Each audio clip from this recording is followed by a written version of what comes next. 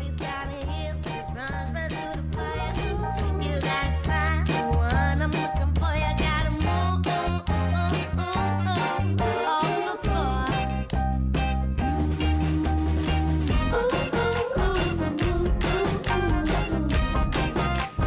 Business opportunity. Double time.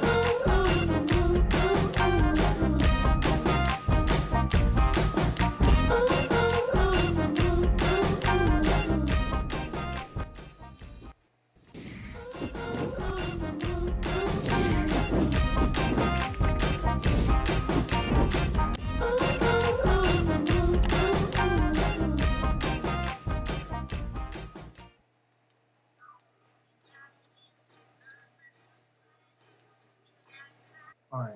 So again, I'm sorry. Can you introduce yourself and your name one more time? It's Tinuke. Yeah, you got it. Tinuke. Okay. All right. And you're a teacher. What do you teach? I teach, well, this past English, and this fall I'm going to be teaching social studies, and it's going to be at the middle school level. Okay. Sometimes teachers move around a little bit. Okay. All right. So I'm going to get right to it.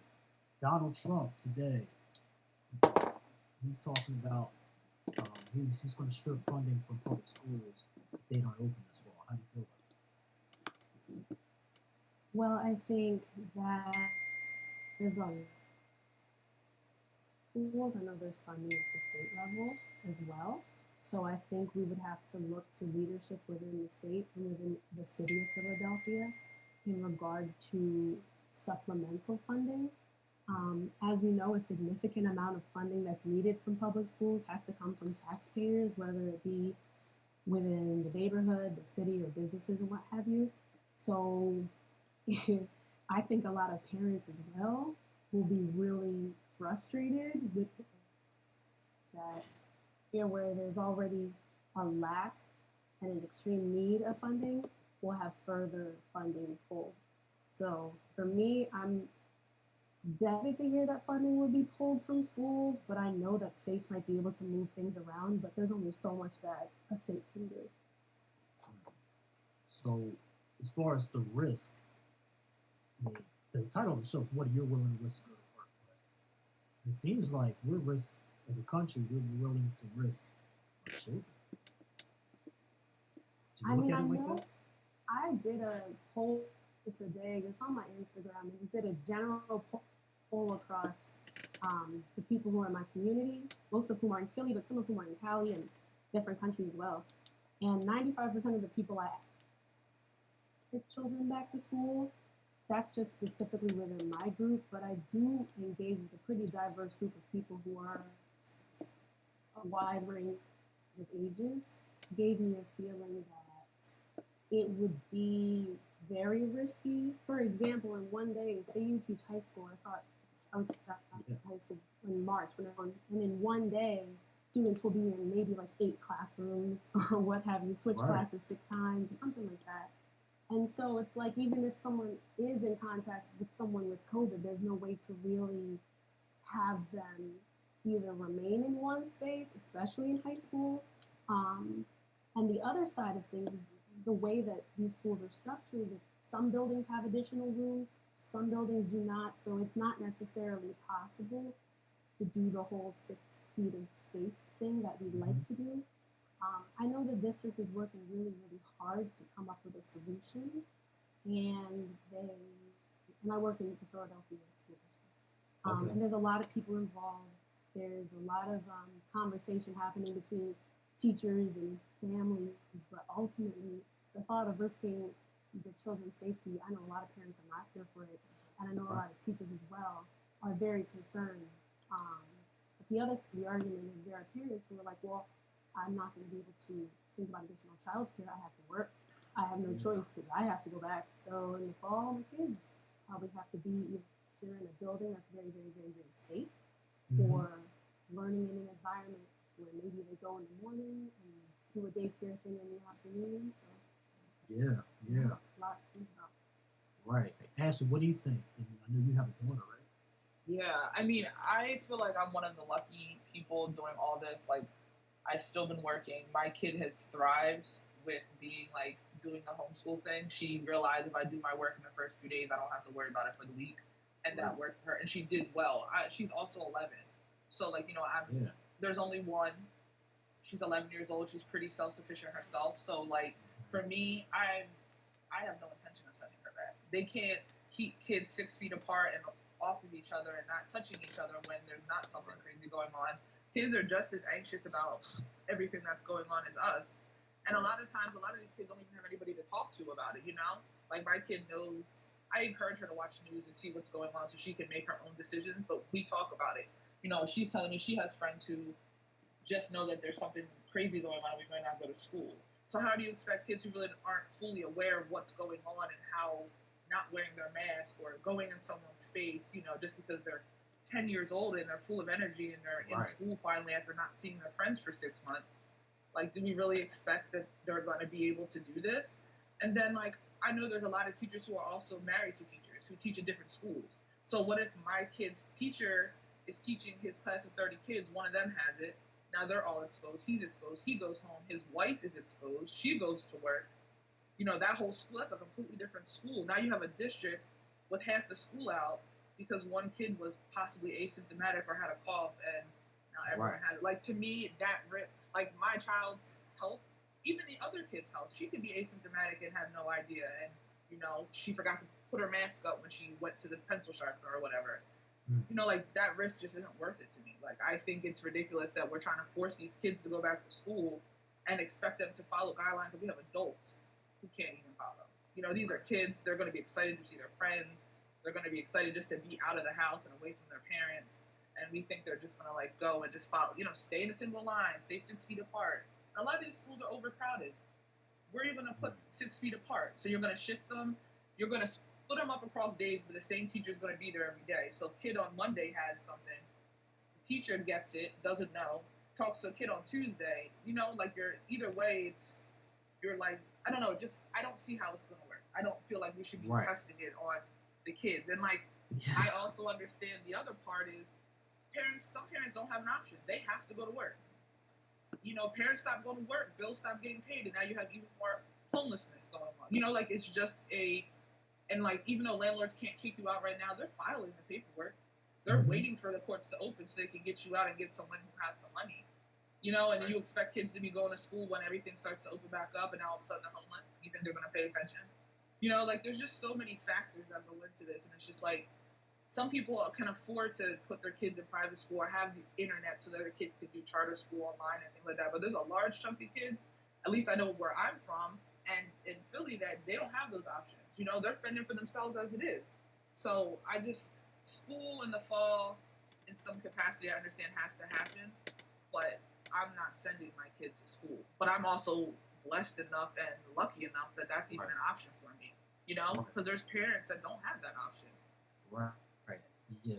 You got a comfortable home, you got internet. Right. My kid doesn't need for anything, but she has kids in her class that need for a pencil. You know what I'm saying? So, like, how do you expect them to excel at home when, their parents are at work all day trying to work, or their parents aren't there? They live with grandparents who don't even know how to work the tablet. Like, there's just so many factors, and, like, there's so many crazy factors, but, like, the fact that they could die going to school, for me, that's just, like, you don't like, know. Why are we even making a decision? Yeah, like, Yeah. Yeah, that's just I mean, as a parent, I feel very deeply about this. Like, you want me to send my kid back in there? And then, like, the teachers, like, they do enough. I can't even, like, my teachers for my kid were so good during all this. Like, you really want to throw them in there and hope that these snotty kids don't sneeze on them? Like, like, kids just don't, they're kids. We can't get adults to follow the simple rules, or you want children to do it. You want a 6-year-old in kindergarten who just got to school to keep his mask on. You have a president in the very beginning that didn't want to follow the rules. Right. We have a chief of staff that didn't want to follow the rules. So what do you expect? What do you expect the public to do? How do you expect the public to respond? But as parents, I have an 11-year-old daughter, and I have my boys are 6. I twin boys. So I asked myself, what do we do? So I asked a fellow parent, a fellow mother, teacher, what do we do to make sure that they continue their education? What do you think some options are for them so we're not putting everything at risk as far as health, life, and death, and putting our children at risk? What do you think that we do? That's either one of you can answer. Yeah, I guess But- um, there are a good amount of resources that teachers have to use in order to remain on top of newer teaching practices. And usually things of that nature are talked about in professional development and in teacher meetings and online resources. If in the event that students are required to stay home, as an educator, my hope would be that the resources that we have access to, for example, when I'm planning my lessons, I look at a resource called IXL, and it's literally the letter I, and then the letter X and the letter L. And when I'm looking at that, it gives me like a breakdown of lessons, ways to check things, and it goes by the grade level. So teachers have a wide array of resources to support our lessons on top of what we're using in our classroom. If I'm using wit and wisdom, and that's what Right. I've used in the past, teach a particular lesson to my students, then I can supplement that with IXL online. So it's like my hope would be, say, parents are at home and they're having a tough time explaining factoring equations because they're teaching their kids seventh grade math. My thing would say, okay, well, teachers have these resources. Maybe the same resources can be shared with the parents and those who are in the place of support for the students. But the other side of things is that there are some students who desperately need the support of a specialist, like a special education teacher or a reading specialist or someone who is further trained to work with a child who has more advanced learning needs. So it's like when parents are juggling a job, parents might potentially have multiple kids. There are a whole bunch of different factors. Helping a parent who might have gotten ill, what have you. It becomes a lot for the parent to do because teachers already do 1,000 things in a week. And so some of my friends are teachers and parents at the same time, and they're in the position that I'm explaining, knowing the resources that are available to them, but also having to teach their own kids. Like one of my good friends, both her kids are under 5. And so it's like, how do you manage doing all of these things? So my hope would be that the resources that teachers have, the digital ones that are accessible and easily comprehended, would be the ones that are also parents. So what do you plan to do, when this happens? If Philadelphia school district says, hey, it's time to go to school, how do you feel about that? Well, to be honest, yesterday an announcement was shared across the news. Okay. Oh, okay. Breaking Philly, news. At least at their, breaking news on NBC. They announced that Okay. Philadelphia school district students would be potentially going back into the buildings. Now, just a ballpark figure, about 200,000 students are in the Philadelphia school district and about 19,000 teachers. So that's a lot of people to be around Right. one another. It's the 8th largest school district of urban areas across the U.S. So my thing is, like, when it was announced yesterday, I just reached out to my friends, like, hey, how do you all feel? In the past 24 hours, I've talked to 4 of my teacher friends, and a lot of them are, like, really concerned because on one hand, we're always thinking about the well-being of our students, but then on the other hand, it's like we have to think of the well-being of us as teachers, because if we as teachers are sick, plain example, for example, someone's sick and you need 14 days to either quarantine or recover or, heaven forbid, hospital time, you then need to call a substitute teacher to cover those 14 days for you, which means you need to have planned backwards lesson plans for 2 to 3 weeks. And it's like the nature of the planning that needs to happen in case anyone does get sick is pretty extensive. It's feasible and it's possible, but it will take a lot of planning. And so when they announced this yesterday, there was a lot of nervousness among my teacher friends, but we're all trying to stay in conversation with each other and Yeah. really think about logistically, okay, we need to be in the buildings, and the plan said, okay, they sanitize the buildings every 4 hours. They'll have desks 6 feet apart. If need be, they'll move into other rooms and other spaces. But our schools are already at capacity in food. And I know, not capacity, but our buildings are in need of a lot of things. And thinking about the funding that's being pulled from schools, it is a great concern for me because a lot of times we have water fountains that aren't working properly. So if our water fountains weren't working well, how will we make a sanitation station for kids to wash their hands between every other class? You know, if there are buildings that still have old material like asbestos where some teachers are getting ill, how will we know that this additional threat won't cause more problems? So we will see how it unfolds.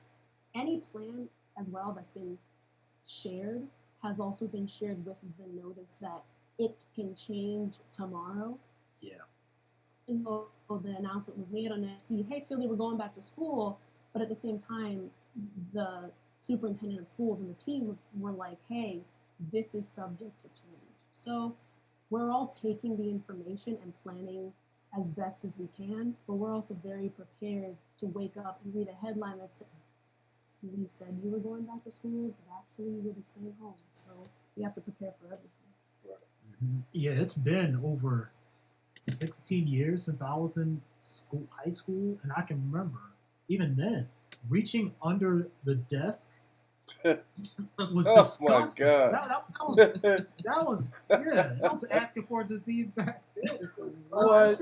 Listen, you know, gum and just all that. So we asking kids to move the desk.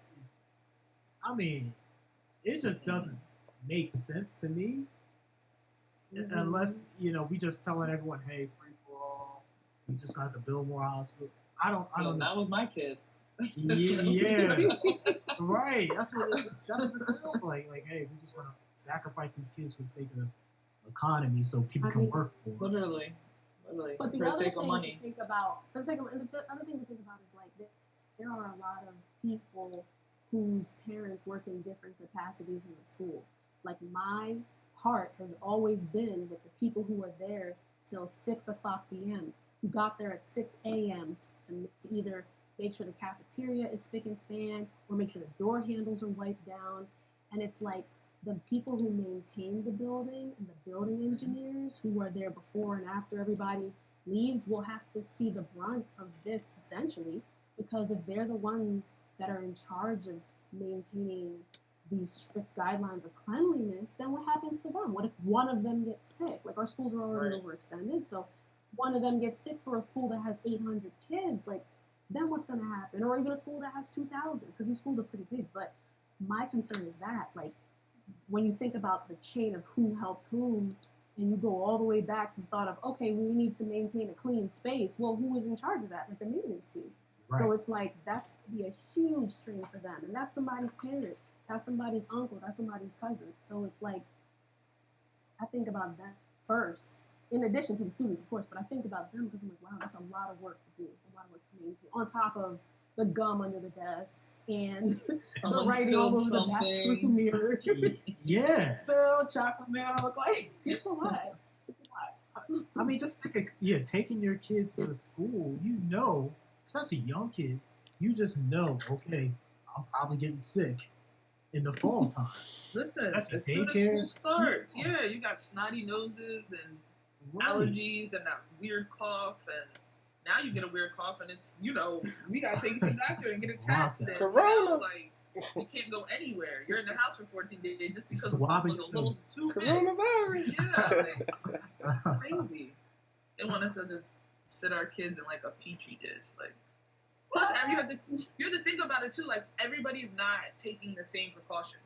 So just because at school a kid is wearing his mask, what does that matter when he goes out to the grocery store and he's touching everything and getting breathed on by all these people and, you know, being a kid and crawling on the floor or whatever else? You know, kids are just kids, regardless of what's going on in the world. And, you know, and then you're like, oh, let's just throw them all back in there. It's unreal. It's unreal. You in today's world, especially in Philadelphia, where I'm from, and other areas like that, you have kids raising kids. You got kids raising themselves. So to expect them to handle something of such magnitude with responsibility and the know-how, they don't even know how to wash clothes properly. They don't know how to take care of themselves and make a proper meal. So how do you expect them to not only take care of themselves but be responsible enough to take care of their neighbor or the person that they sit next to at the desk?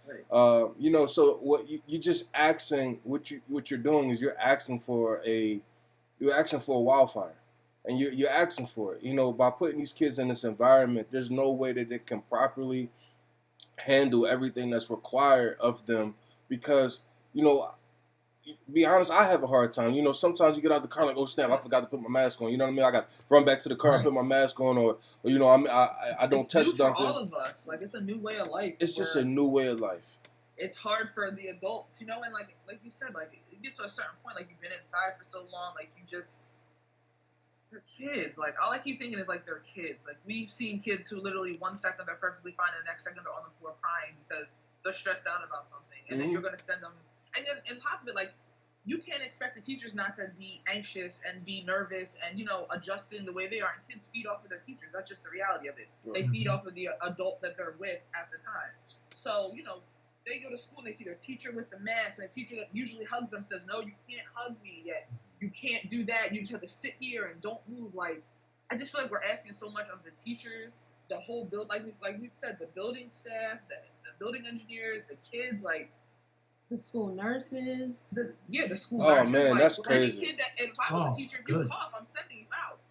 You need to go. But, like, you just don't know. It's just, I get that you want, the kids back in school, and I feel like a large chunk of them wanting the kids back in school is strictly so they can get people back to work. But the kids have to learn. There just has to be some type of option, or I don't know, something. Like, there's just so many things you keep hearing, but it's like, what's going to work? And what works in Philly may not work in Wisconsin, and may not work in Cali. Like, I don't feel like there's also one way to do this. And, like, it's already July. So talking to some family that lives in Florida, in the Florida region, they have, like, especially with the e-learning, they have two different options. You could do virtual learning, or you could do e-learning.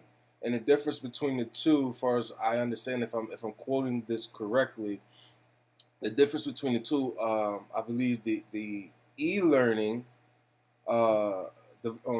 maybe the virtual learning, you have the teacher that comes with, like, Zoom and they're teaching that way. And the e-learning, they'll send the work, and as long as you get the work in on the scheduled deadline, you get the appropriate grades and you move forward.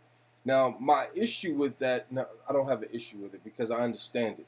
But my concern with that is how do the kids that need the help, the extra help, learning support, that have learning disabilities and things of that nature, how do they get the extra support that they need in order to move forward? Or are we going to No Child Left Behind 2.0, where they're essentially just passing everybody just to keep them pushing through the grades? But are they really learning? Are they getting the support?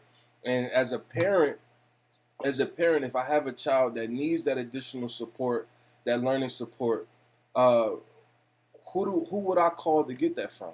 Will there be an extra Zoom meeting? How does that work? Do they, they can't come out to the house, so how do you do that for every kid that has a learning disability? I don't know. And some kids, you can't even get to sit in front of a computer for too long. Like, it's not a game. You think they're going to sit here and listen to a teacher talk? We know what it's like to be on a meeting that you don't want to be on. Right. You really think they're going to pay attention? My 6-year-olds, they will play Fortnite all day, so I think I'm going to write a letter into Fortnite and ask them to put some math problems inside of Fortnite, put some reading things. Yeah. Absolutely. Listen, and you know what? That's actually a really interesting idea, Ty, because my thing is teachers in the U.S. are doing so much every day at any point in time. Like, everything from parent-teacher conferences. I've answered emails at 1 o'clock in the morning before. And Like not because like I was awake, but because I was like, oh, I forgot to do that thing because I had so many things to do. I literally wake up in the middle of the night to answer emails. Some teachers don't have that practice. They turn off their computer, one thing, and they're done. But my thing is like, it's almost like we're gonna have to solicit the help of other areas. Yes. Because we that students will watch YouTube in class, you know what I mean? And like what I would often do is I would weave in TED Talks and stuff that were fun and interesting into my class. So there's always like a media component, live in a world where media is everywhere. So Right. teachers already were introducing different types of ways to engage students. So it's almost like, all right, we were doing everything we could already to email parents, engage in parent-teacher conferences, keep our kids engaged too. It's gonna have to be like Fortnite team being like, all right, well, you know what? We're gonna do something that Yeah. is like a learning competition. It could be, you know what I mean? Like they're cool people who are playing games on Twitch and what have you, saying, all right, we're gonna have this competition for English language arts. And of course it might initially be like, oh, this is cheesy.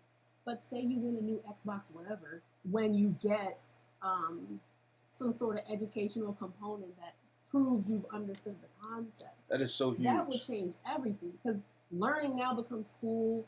It's across It's a reward platform. Exactly. It becomes like a reward thing. In the world of education, there's like a lot of philosophies about should you teach kids for the sake of helping them to enjoy learning, or should you teach them because they know when they get that lesson they get a lollipop? You know what I mean? It's like they'll like go for the reward, but different people have different approaches. But ultimately, you want to do the thing that will help the child, that individual child, learn the best. So it's like, hey, if I do this, then I get to meet my favorite YouTuber. Oh, all right, well, I'm going to go ahead and I'm going to do these 200 math questions. Right. And when I finish, I'll get this great thing because learning is cool. So if we are going to be in a digital world, and if we are going to be doing, whether it's distance learning, blended learning, online, virtual, there's so many different components to this, and it really is going to take more than just the teacher. It's going to take a village to raise these children. Yes. Especially the ones who have, you know what I mean? Like, especially the students who need extra help with reading. Like, I went back to school to specifically become a reading specialist, and it takes a lot to just let parents know what the child is dealing with and assessing what the situation is. And then from there, you build that learning plan. You work with special ed teachers, main classroom teachers. There's so much that goes into it. So it's going to take a village, man, and it's not going to be. It can't be just the teachers. That's the thing. So speaking of teachers and adults, so let's flip it to us. As far as risk at going to work, I'll tell myself personally, before COVID, I was working in an office setting, selling stuff over the phone, and I've also sold stuff in front of people, going to people's houses and stuff. Now, Corona kind of slowed everyone down. First of all, people getting laid off. I think it was like 1.3 million people out for unemployment just last week. Again, it's like a total like 50-something million people filed for unemployment since the virus. So I think a lot of people, including me, have been getting new jobs. And it's given me time to kind of evaluate what do I want and how much risk am I willing to take personally. And you know what? If I have a skill set that allows me to work right here. So I just decided that working from home is just the new way to go. It's just what I'm going to be doing. I'd like to hear from you guys. So I think that working from home, we were going that way anyway. I think COVID's just kind of sped that up, just as like a cultural shift in general. A lot of the older generation is kind of, starting to retire and stuff, and people, our age or, 10, 15 years older who, had computers and were, that's, they did most of their career on computers, and, they understand that, a lot of these jobs can be done other places. On top of, companies cutting back, especially with everything going on, they're laying people off. They want to get rid of buildings and stop paying rent and things like that. I also think it depends on the company. Like my company is, like executive leadership wise, they're on the older side, and they like going into the office. Like Yeah. I always joke that they go into work to get away from their wives. Like that's just something I always say. That's I'm probably like, true. why do you want to go to work? Like I want to stay home and work, in my home. But our HR is really trying to like push for that. I returned to the office this month. We're on like a 50% schedule, so we go in every other week. My first day back in the office, I had like a panic attack, anxiety attack for like the first hour. Like could not calm myself down, like crying, like because first of all you walk in and there's like plastic shower sheets everywhere. Wow. We have cubes and they're attached, like most places, Yeah. So in between every cube, so that we could be separated, it's big plastic. Going up to the ceiling? Not all the way up to the ceiling, but like over the cubes. Like it's, I stand up and it's taller than me, and I'm almost 6 foot. Like pieces, Right. like the white pipe, and then they hang these curtains, and that's basically how it looks in there. So like that's weird. You walk into the lobby, you have to get your temperature taken every day. You have to leave if you're not sitting in your desk. Like if you go outside of basically if you leave your cube, your mask has to go on. You gotta have your mask on, yes. A guy comes around and he wipes down all the handles and stuff. Like I see him at least 2-3 times a day. Like I don't get anything done in work because I can't focus. Like I'm just like high strung. Like an email comes, I do it. Like I can't focus. Right. I get so much more done at home that the weeks that I come home from working in the office, like the first 2 days are hell because I'm trying to catch up for the week before because I just can't focus in the office. And now with, PA adding, basically saying like, hey, y'all, let's pull it back a little bit and just, start to just be a little stricter so we don't hit this craziness.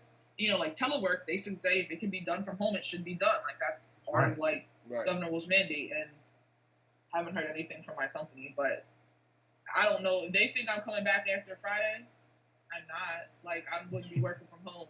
I can work from home, and it's not even like my supervisor, my manager. He's 2 years younger than me, so he's doing the same thing we're doing. He's paying attention to the news. He's listening. He wants to know what's going on. But upper management's like, oh no, we can be at 50%. You guys can come in the office. But So let me when this ask you. first started. Oh, go ahead. Go. I'm sorry. I don't want to cut you off. Go ahead. So when this first hit, they told us that if we weren't going to come into the office, we had to use vacation time. Wow. Okay, so don't know. that they feeds have into the my right question. one because now that's not what we're doing. Yeah. Like, I'm not crazy. doing that with y'all. No, like if I was really in there, like it's a pandemic. Like people are dying. Like I lost my grandfather during all this, so like my anxiety is even. My anxiety is even more. Like my sister's a nurse. My sister was pregnant, had to take a COVID test because of where she worked. Like it's very real. It's very close to me. So like to see people just willing to rush and like go outside, I'm like, you guys, people are still dying from this. I knew someone 25 years old who had it and was scared for his life. Like, like this is real. Like it's scary. And there's some people at my job who just are like, oh, like it's whatever, and they're willing to go in. I'm not. Like I've already made it clear to everyone in my family, like if I don't feel comfortable, I'm not going. If they want to use my vacation time, that's fine. But when I run out, if I still don't feel comfortable, guess what? I'm still not coming. Right. Like my life is worth more than any job. I know I can get a job somewhere else doing something else, even if it's not the money that I want at the time. Like I'll make it work because my life's worth that to me. And like I know everyone doesn't have that option to say like I'm not going to go to work, but luckily enough I do, and I will, and I make it very clear that my manager, his boss. Like, my life comes before this job, period, end of story. It could be this pandemic. It could have been something else. But I'm going to pick me over this job every time. And I've made it clear to them. If I don't feel safe, I'm not coming. And either you're going to let me work from home or you're not. Yeah, I mean, I try to tell people, you work literally for one check at a time. You don't work for a year worth of salary. You don't work for 6 months of salary. I work in 2 week increments. You work in two exactly one check, which a lot of times it takes us for both checks to account both checks that we get out of the month to pay the monthly bills. But you work for one check at a time, and what's worth that? How much of your life is worth just that one check at a time? We can't talk about the check in 2 weeks. You know what I mean? We can't talk about that because that didn't come yet. Right now, you're risking your check. You're risking your life for that one check. Is it worth it? And and you kind of spoke on some of the thoughts that I had because I didn't really understand, or I didn't really know if companies are justifying the ability to work at home to lessen pay or pay more. You know what I mean? And as an entrepreneur and a business owner, I can see both sides of the argument if I chose to. But you know, as someone that's I would like to say reasonable and can understand, I think that when you start to work at home, I think honestly, to me, you should be paid more because at that point in time, you never leave work. Work never becomes separated. It becomes your life. You end up working more. You know what I mean? So are we getting compensated for that? Yeah, it's proven that people at home work harder, longer hours. You don't even realize it. You know, you're sitting on the couch, you have the TV playing in the background, you're typing your emails, getting through something. Next thing you know, like my brother walks in at 6 o'clock. When I go into the office, I get there at 8 a.m. and I leave at 4:30 on the dot. Right. Here, I log on by 9 a.m. and it's 6:30, 7 o'clock, and I'm like in the groove, moving, not realizing that, hey, you know, you worked way more. And granted, I'm not hourly anymore, but like, I don't also need to be doing this work. I literally got caught up because I'm sitting on my couch and I'm comfortable. Right. You know? Right. I would love to be paid more, but I know like, because we have manufacturing, they kept going into the office during all this, and they gave them a bonus every paycheck.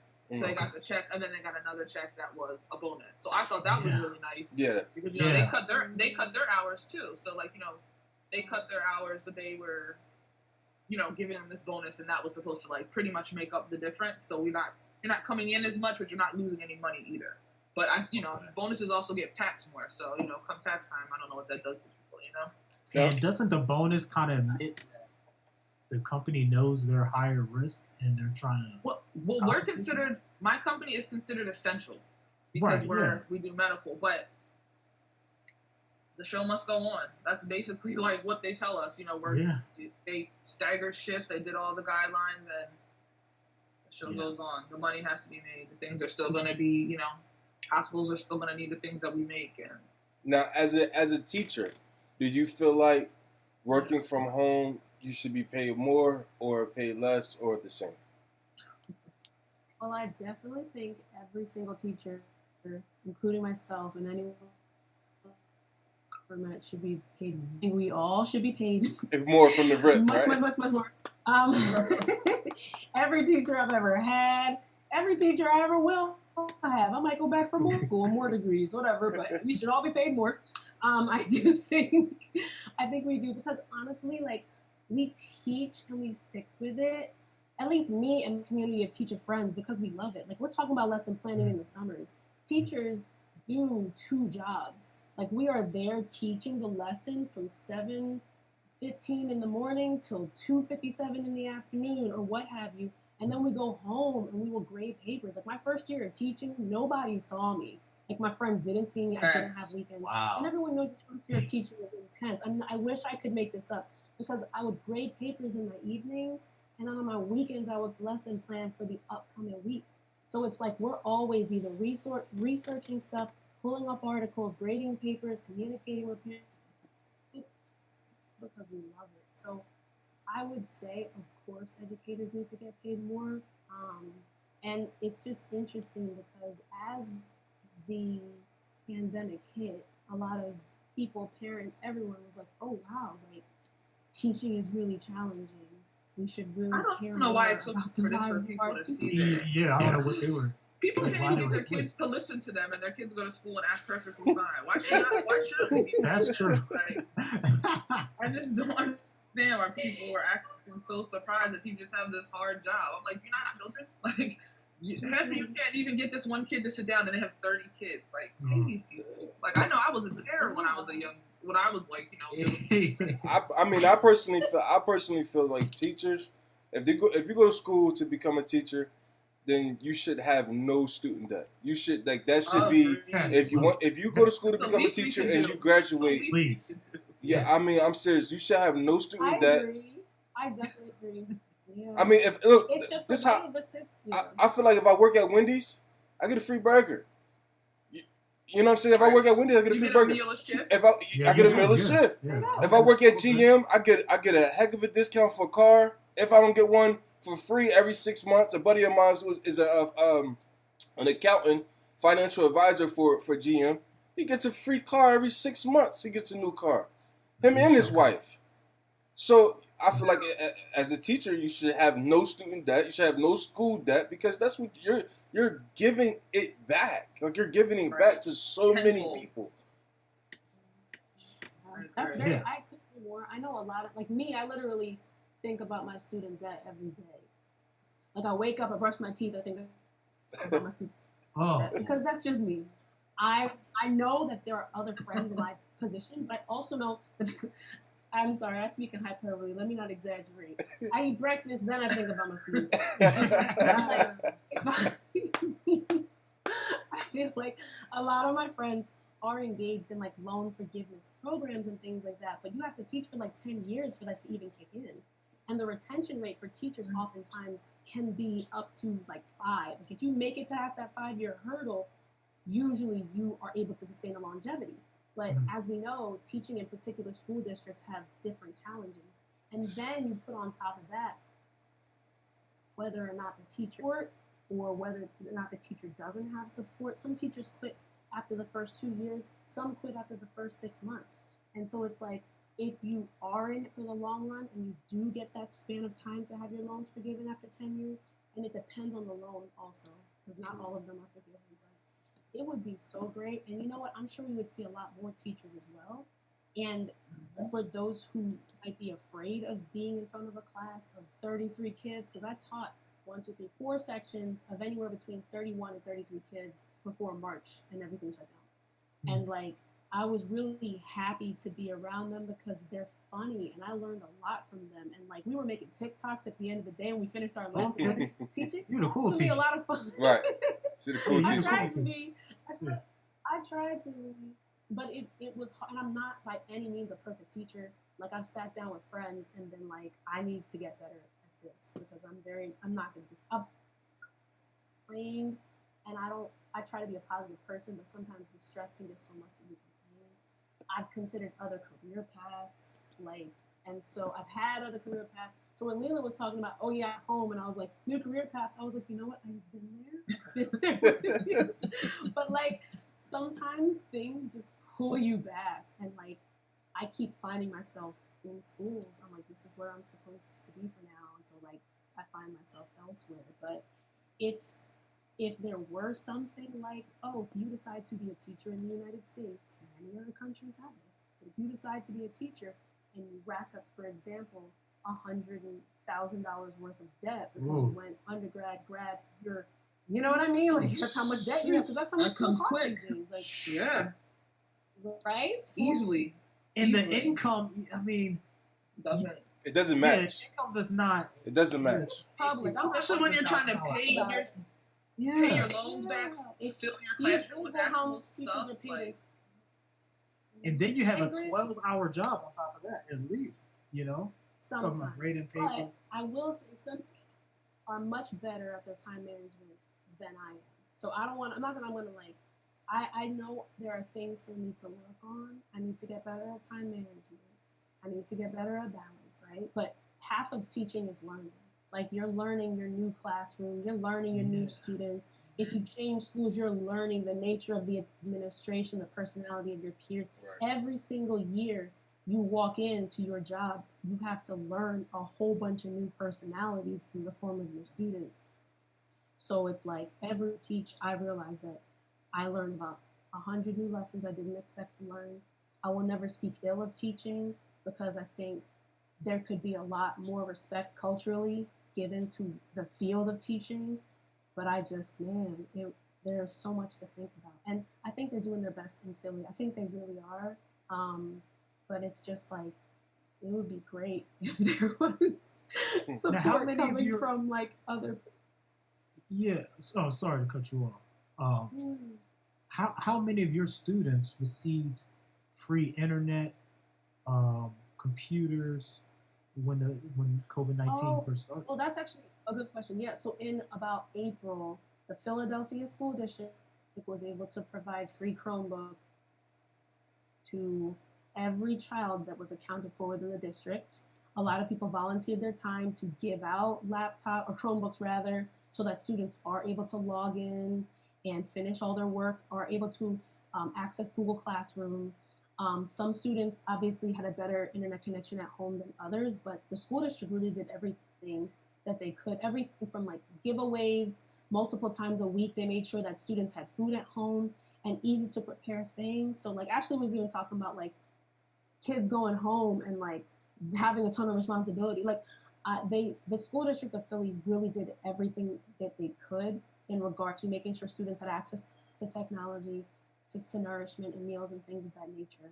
So for the fall, like my hope would be that if, say, the Chromebooks need to be maintained and we're still at home, like that would be something that is accounted for. If students are at home and they need meals again, like that would be. But all these things come from grants. You know what I mean? Grants. So it's like the school district got a huge grant to be able to have these Chromebooks to distribute that the students so desperately needed. So yeah. And do you think that's something they'll be able to maintain? You know, as this pandemic continues to go on, do you think that's something they'll be able to maintain, the level of funding, the level of care, the attentiveness of giving every student a Chromebook, and being able to upkeep them? You know, they get viruses, and some kids never had a laptop at home, so you know they're using it for other things other than schoolwork. So you know what I mean. So are they able to maintain it? Do you think they will be able to? And first, let me say big shout out to Philadelphia School District for being able to do that. That was huge. That's really really really big. And being from there, you know, I appreciate that tenfold because you know that was actually one of the last things I expected that our school district would be able to do. But I'm appreciative of it. But back to the question: do you think that's something they're able to maintain? To be honest, that's the planning part now. I know they're developing a lot of different action plans, but I'm not in the room where those conversations are happening. And there's only so much that can be done without knowledge of what's going to happen. But I think in the midst of their planning, they are probably considering every single option and saying, okay, well, option A, we go back. Option B, we do not. And if in the event, how can we maintain it? So I can't give a definitive yes or no, but my understanding is that the team that's working at Phila SD to make sure that things are organized, they're trying to cover every single base. And of course, there's a lot of unknown, but they're really doing everything they can to make sure that when, the last week of August comes, we can go forth with like at least some sense of knowing that there will be support and knowing that the support will be for students, but also for their parents, because that's ultimately what we'll need. Like parents will need to be supported as well as we move forward. So I know the school district is probably considering all those angles. Yeah, and you mentioned something about, well, I was thinking about the buildings, you know, if you guys don't go back, you know, there is, during this time, okay, I'll say personally, I was laid off. Then I wasn't getting that unemployment. I switched states, so I kind of had to just eat that. Found another job making less money, but I was spending a lot less money. Like, I wasn't driving. Right. It wasn't going nowhere. I just sat in the house dark. You know, I didn't turn on lights. So I'm thinking like these schools are going to be, and a lot of these workplaces, yeah, probably going to be, you know, saving some money in other places. And yeah, going back to work, I was at a job before I made the decision I'm only going to work from home. I was at a job where they decided, okay, we're going to bring you back. And during that week, I only stayed with them for a week. After they made the decision, I was losing money. Driving 35 minutes to get there, you know, driving back, eating while I'm there, you know, ordering food. You know how that goes. That gets crazy. Yeah. I'm ordering Chinese. Next thing you know, you're ordering Chinese too. Yeah, you know, Yeah, $12 plate. That's $12, $15 a day. Yeah, and I just spent $50 just to get there. So, You spend $100 every time you leave your house. easily. Yeah. So I can see how you were Easily. losing money going into work. Yeah. Not like they're giving you any more. They want you to come in and, like you said, you're buying lunch. And Right. now you need gas because you've been driving all week. There's Yeah. another bill. Like, Yeah. So it goes Put with you on that that. risk, like the risk of going to work. But there's also a loss, which is a monetary loss sometimes with going to work. And for me, my answer right now, it might change, but working from home is good. I got a nice view. I got that window seat I've been looking for. The corner you're office. home. Hey, Enjoyment. I got a perfect corner office view. It's beautiful. And yeah, this is working for me. And I just kind of put my time in and I keep it moving. I pursue my other passions. And I'm with a young company now that, understands that people have life outside of work.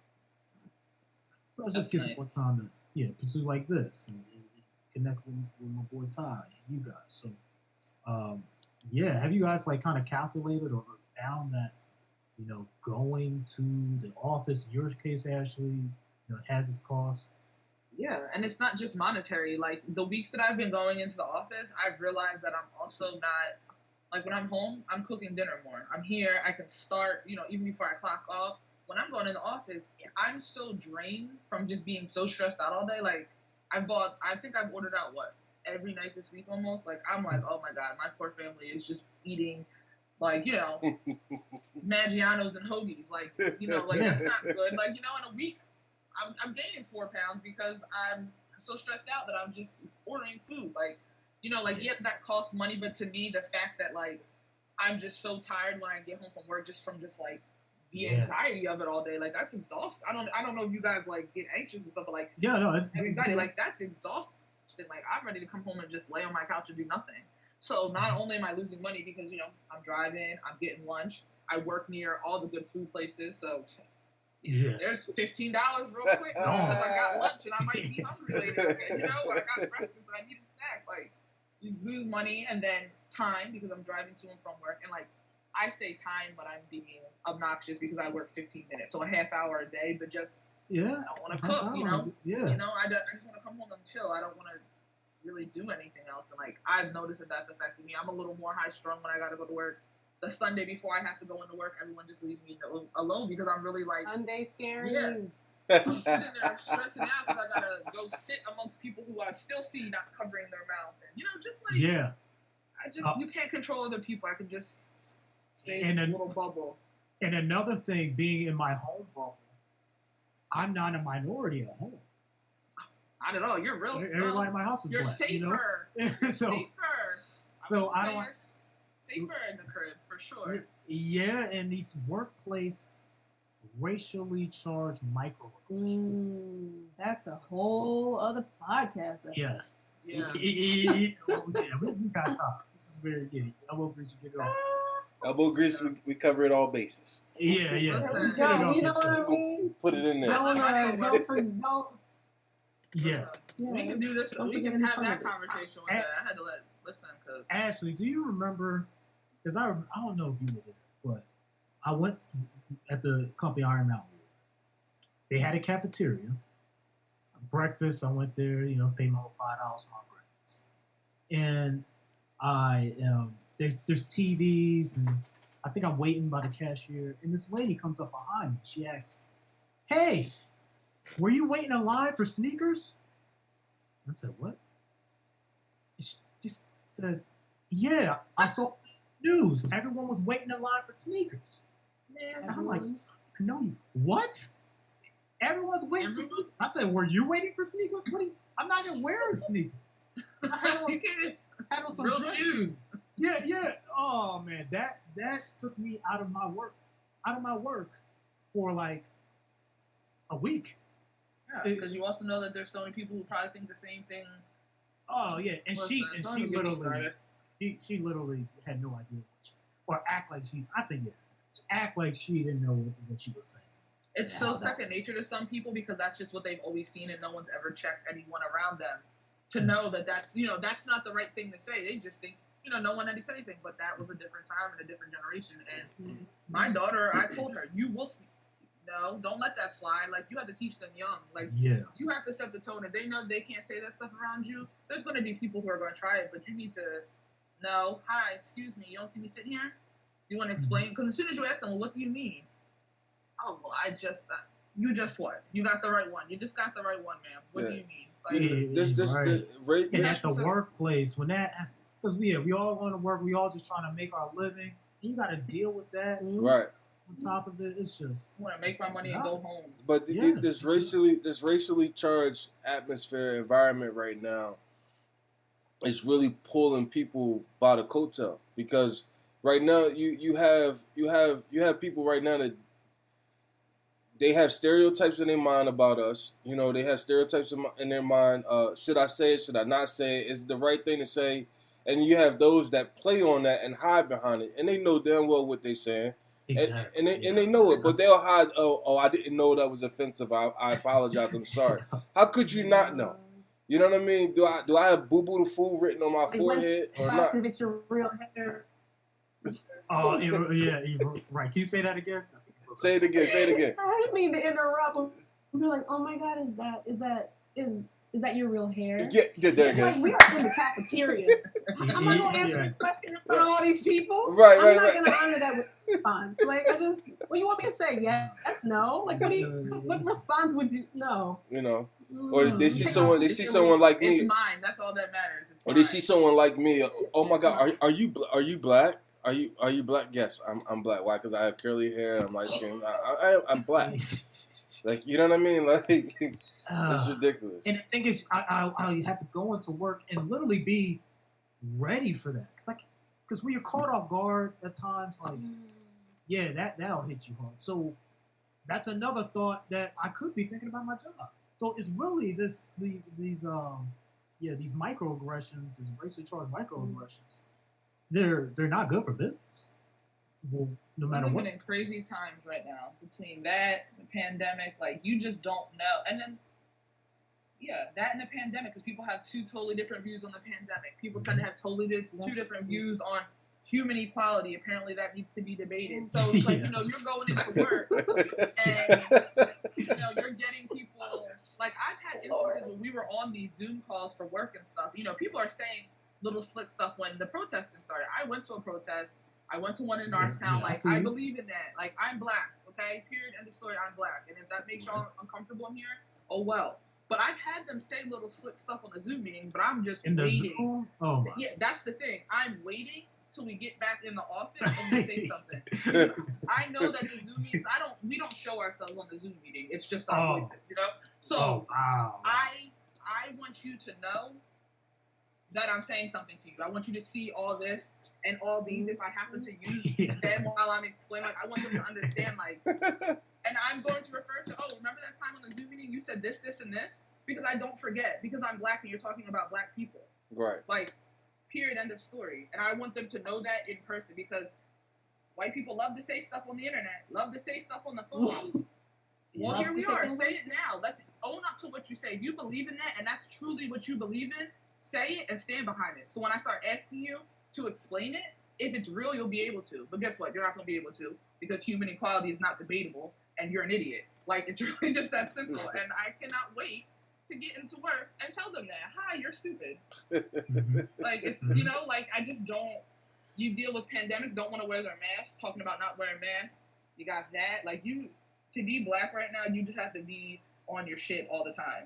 You have to be. That's At always, any point. And it's always been a thing, but it's just like now, like you said, it's everywhere. Well, now the racists, I love seeing the racists now, they are losing jobs. Yeah. And what? it's expected. I call jobs. Oh, hi. Yeah. I saw that so-and-so who was apparently this at your job per their LinkedIn. Yeah. Email, phone call. I saw that. Like, let me know you know a racist. Do you? I call all those places. I email. I don't care. I sign petitions. Like, lose your job. Lose it. Please. Yeah. I want you to. You deserve to lose your job. And I want 10 black people to apply for your job after you do that. All right? You know what? Because they're probably better at it than you anyway. What this president has done, right? He has made it okay for everyone to show their real colors. You know what I mean? He's So trash, and so we see that. you know what I mean? So Yeah. I do thank him for that. Because what he's I'm done, with you on that. you know, because what he's done is he has pulled back the onion layers of America, and when you peel the layers of an onion, it usually brings tears. So now he has made your neighbor feel comfortable enough to show the Confederate flag, to show their true colors. He has made America comfortable enough for teachers, doctors, lawyers to grab tiki torches and walk down the street together. This is something that wouldn't have happened since the '60s, since the Civil Rights movement. But now I'd rather know the racist than not know the racist I'm living next to. You know? Oh, yeah. I agree with that. You know, so I thank him for that. Own it. Let us see it. Yeah, just I be agree. that way. I know what I'm dealing with. You know what I mean? You can stay in your lane. I stay in my lane. You know what I mean? Right. You trust me. You don't want to cross my lane. You know what I mean? That So part. stay safe and stay to you, and I'll do the same.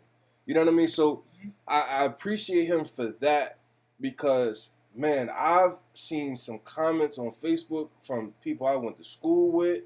Oh, okay. Some people I was think cool. I got. other teachers. I mean, I was Yeah. cool with in teachers. high school. Same, Even same. teachers. We had a teacher in our district writing some craziness. You know what I mean? Listen, hi, email. She could be my kid's teacher one day. Right? Yeah. You know, you got people I went to school with, teachers that taught me, and I'm like, and growing up, I'm like, oh man, they're cool, and that's my man, that's my buddy, and you know what I mean? Oh, they don't look at color like that. No, I was completely wrong. Completely wrong. And it's mind blowing, man. It's really mind blowing when you start to pull the cover off of some of these faces, man. It's serious. Yeah. I think it's interesting because initially I was like, oh, we're going to run our country like a reality show. So I guess there's just going to be a whole bunch of drama. Like, there's going to be a whole bunch of intrigue. Okay, there's going to be a whole bunch of calling out and nonsense and tweets at 3 a.m. in the morning. Cool. All right, reality show. But like, reality shows are run by producers who are making things happen behind the scenes that you never see. Right. Like, and so like, I think it's a much better way to describe how our country's run right now. It's like this revealing sort of place where you know who and what you are dealing with, which on one hand, some can say is petrifying, but honestly, I think it's really empowering, because I know, first of all, I know the non-Black friends who I have who are out here like riding and dying for the cause. Like, and it's not just a matter of them saying one tweet or one blackout cube on Instagram. They're like, no, they're like having conversations with their family members. They are writing letters. They are signing petitions. They are making the conversation about Black people. Even they themselves are not Black. And I'm like, I see you all, because I've talked to them. And this is the first time I've had some time, because usually I'm doing other stuff. But I'm like, all right, you know what? Pandemic, it allows me to connect with the people I love. And some of the people, well, many of the people I love are Black, obviously, but a lot of my very, very, very close friends are the children of immigrants from other non-Black countries, or straight up white folks. Like, I got friends who are all different backgrounds, and like, I appreciate knowing the friends who are like, I see you, like, I see this cause, and I'm out here. They're not like publicizing it, but they're like, I'm gonna have that uncomfortable conversation at Thanksgiving because I've wanted to have it before, and now I can have it. So it's like, all right, like, we know what we're dealing with. And like, in the world of education, what I'm hoping to see, like, just before I left school, we had a PD at the end of February that had to do with like white sensitivity and white fragility. And they talk a lot about unpacking the knapsack and the privilege of whiteness. And we sat in two circles and were led by two white women. And they talked at this school in South Philly about the nature of like whiteness, what it means to be in a position of privilege, and what it means to teach in an urban environment where 75 to 80% of your kids are kids of color. And I thought, wow, like, I'm really glad that we're having this conversation. And there are so many articles that have been shared left and right. Like, one of the biggest ones is Peggy McIntosh, where I guess it was maybe the 80s she published it, where she talks about like what it means to have white privilege. And so I was glad we had that conversation, but not every school is having that conversation. Not every school understands what Black Lives Matter means if they don't have a high demographic of Black students. So my hope would be that as we move forward, because our students are seeing all of this, our kids are on the phones all the time. They're absorbing all this, whether it's on TikTok or what. So it's like that safe space where students see people who look like them is kind of changed now for the fall. My hope is that teachers are going to do sensitivity training because kids have been seeing these programs that if not, they've, and you know, some high school kids that are gone, and like they're going to want to decompress and talk about what they've seen. So it's like, how do we now create that space on top of it being a pandemic, on top of students having lost parents and what have you, on top of them being lonely and experiencing symptoms of sadness, perhaps depression, from being away from an environment where they found comfort and some sort of routine. Now, how are we going to equip ourselves to have those conversations? Because like this race thing has always been here. Since the main concept of race has been imposed. It's not new. It's not new. Systems of power, not new, right? So it's like, we've been having conversations, all of us in our square, about race our whole life because we have to. There are many people. Right. Yeah, had the conversation. Listen, you get pulled over by the cops, put your hands on the steering wheel. You know what I mean? Yeah. Put your hands on the steering wheel. Yes, sir. No, sir. Don't move. Don't reach for anything. You know what I mean? We've had that conversation. Right. Yeah, that's before you. Keep your hands where you can see. And far as schools, and far as schools go, being able to teach about white privilege. First, I gotta give a big shout out to Miss Jane Elliott, who doesn't experience it. And if you guys don't know, anybody that's watching, if you don't know who Jane Elliott is, you have to watch it. Absolutely. You know, Blue Eyes, Brown Eyes, it is enlightening. It's life changing. And it is a must watch. And I feel like at high school, they have to implement this at high school level, even before high school level, at junior high school level, I believe. They have to implement the teachings of this. We teach Black kids this shit as soon as they come out, as soon as they can walk, as soon as they can talk. White kids have the privilege to wait till they're 15, 16, 17, 18. Yeah. And even beyond that, they go to college and still say, do, and act. How they want. And you know what I mean? Like, I feel like this type of, like, if we really want to see some type of change, we have to start teaching this early. Like, when they get into kindergarten, because you still have a little bit of a chance, you know? At that age, they're still excited. It's just friends, you know? Right. But, you know, by the time you get halfway through kindergarten, they realize, oh, he's Black, and she's brown, and he's white, and that's red hair. It's all taught. Yeah, it's taught. They see it. It's taught in the basis. And I don't want to go here. I'm not going to go here, but I have to. Since we're on this topic, it is taught in the very basis of religion. You know, I had a conversation with a friend, and he was talking to someone that was white, and you know, the person was like, oh, you know, let's talk about race. You know, I want to, let's be real. Let's have a real conversation. And the statement was made, okay, you want to have a real conversation with me about race? We cannot move forward about this conversation about race until you tell me Jesus is Black. Until you're able to tell me Jesus is Black, then we can have a conversation about racism. And where do you stand at it? But until you're able to do that, you will never understand what systemic racism is, because that is the very essence of it that has been implemented and taught to us from the womb. That's the last thing we can't go anywhere. That's like the baseline. Like, you believe everything else in the Bible literally tells you what he looks like. That don't sound like no white man to me. Yeah.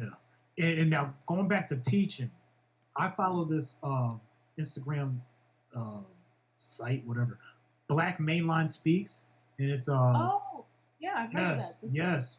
So I just pulled it up. Yeah, it's what's that? I need it's my story. It's my story. It's about Black. Yeah, they go in. The Mainline. White Mainline.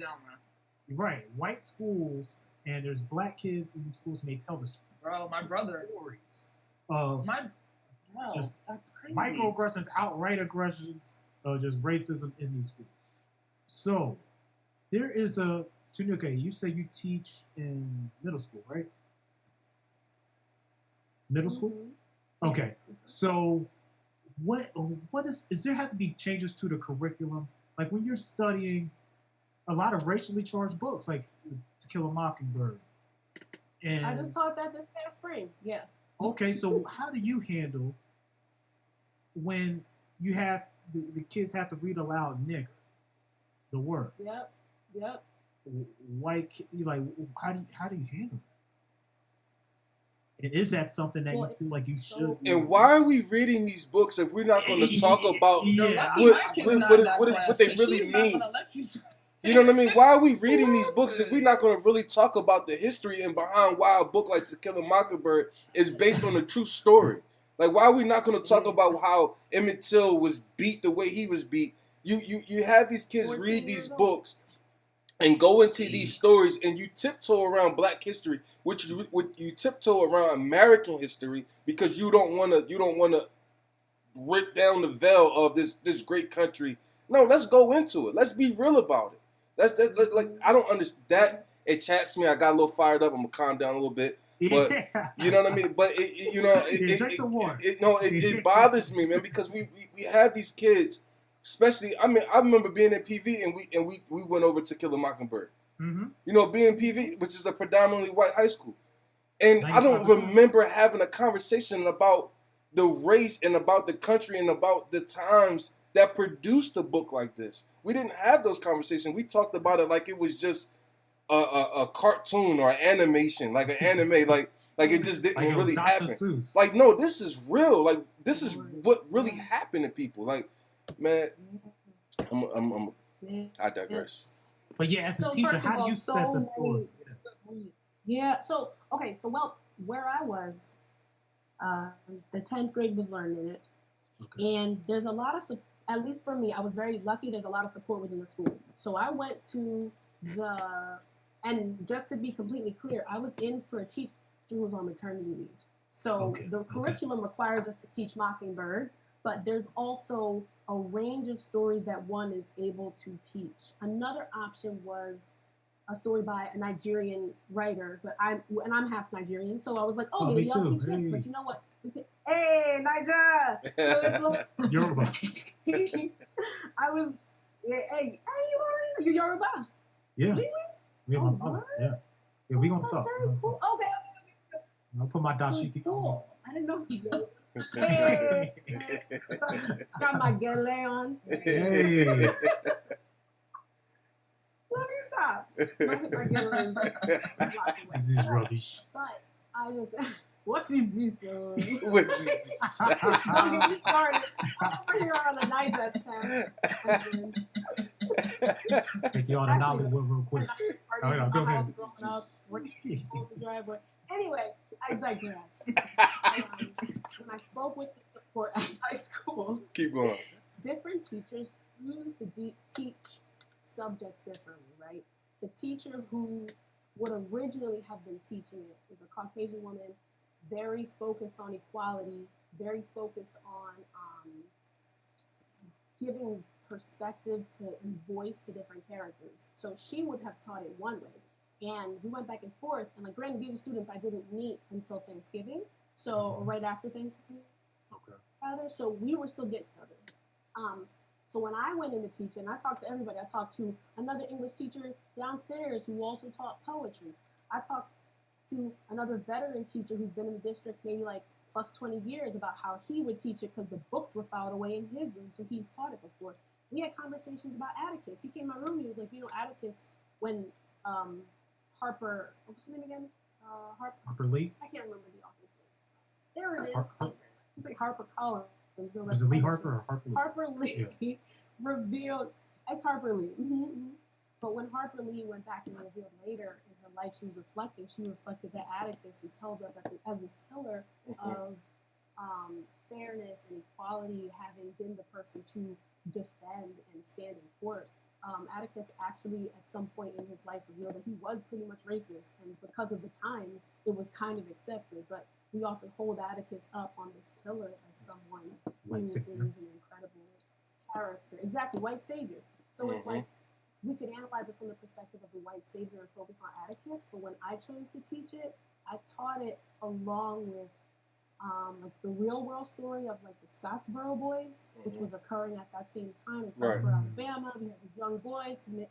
They did absolutely nothing but hop on a train to try to find work during the Depression. Right. Two young women said, "Oh, they raped us," but they hadn't even met these women in their lives. So like I had a full out conversation framing everything about what it means to be wrongfully convicted of a crime. And then it just so happened that Ava DuVernay has done this incredible job of releasing things about, you know, the 13th Amendment and what have you, which also ties into the criminal justice system. But I showed them in the Central Park Five an interview that was done Okay. with the 5 real gentlemen From Central Park. because of course it's a very, very long series, but important to Yeah. watch, and it's very heavy. But Yeah. I wanted these students to realize that not that long ago, a Mm. full page ad was taken out in the New York Times by someone with whom we are very familiar, saying that these 5 young boys who were completely innocent deserved the death penalty. Death. And so I wanted the students to have this framework, and I wanted them to really think about how this is a real story and how, even though it's essentially about Atticus's actions and how he defended people, I wanted to think all about Tom Robinson. Like the mockingbird that you are looking to kill is him. Like the whole story is carried by the individual that we're waiting for, the person who we, in the end, sorry to give it away, is killed. But it's like, Well, it's yeah, just really interesting. I mean, it's in the title. I don't know, spoilers, it's in the title, but the book's been out for a while. Let's put it. It's look on okay. Spark Notes, you know? It's been on Netflix for a while.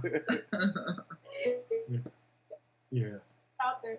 So everything. But I wanted to make sure that the focus was on the individual who, in this case, was essentially the victim. Like, I wanted the focus to be on him. And I wanted the students to understand, to not just humanize him, but to understand that this is something, a trend that we have off. Emmett Till is a trend. You know what I mean? There are so many trends. It's devastating that there are these innocent young Black people who are convicted of something that they've never done.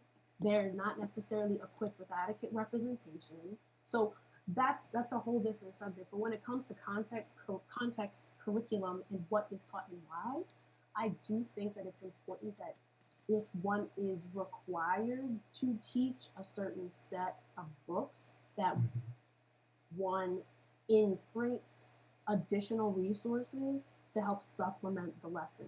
You can't just open the book and read chapter 1 through 2, go home and read chapter 2 through 4, have some quiz that the teacher made based on what the teacher thinks is important, and then just keep pushing through. No, it's like, what do your students look like? What's the demographic of your classroom? Do you have English language learners in your classroom? Because I did. I had a lot of English language learners. So it's like, how can we break down these conversations? How can I frame the N word? Because many of you did not grow up in this country. How can we approach that with a lot of compassion and a lot of sensitivity? And in the class that I taught, we had a full conversation before we even got to that point in the book. We were like, what does the N word mean to you? And we had kids just kind of like voice off. One kid said this, one kid said that, one kid said it's a term of endearment. One kid said, how dare you ever say a word like that? It has to do with a long history. Some people like ER is one thing, A is different. I wanted to have all of those perspectives on the table. And me as the teacher, I would just facilitate. I'm not there to say, you're right, you're wrong. That's not my job at that point. My job at that point is to say, you students have the floor, you have this space to share what your perspectives are. But when we get to this N word, there, as we've seen, are people who are still offended. So in order to not offend those individuals, it's in the text. You can say N word or you can spell it out. Some teachers would teach it differently. Some people will have a different approach. Some people will say, Tinuke, that approach doesn't make sense. You're beating around the discomfort of learning and embracing the word. You lead your class how you wish.